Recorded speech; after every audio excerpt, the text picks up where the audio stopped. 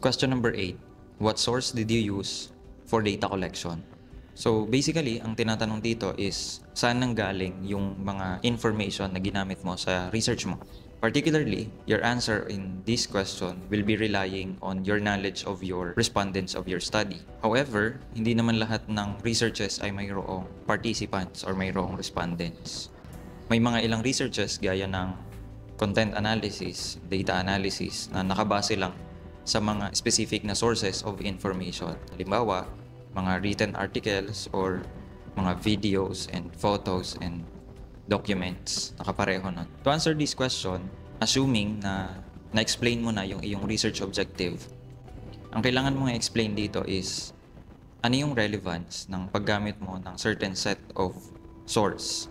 For example, kung ang ginamit mo ay mga set of respondents, bakit sila yung pinaka-align na respondent sa yung study? Kung gumamit ka naman ng mga documents or other set of data or data sources, explain mo rin kung bakit sa mga document na yon makukuha yung kabuuan ng iyong study at masasatisfy yung objective na meron ka gamit yung mga sources na yon. Additionally, gaya ng sabi ko nung nakaraan, mas magiging maganda yung pagsagot mo sa mga questions na kagaya nito kung magkakaroon ka ng mga extended statements.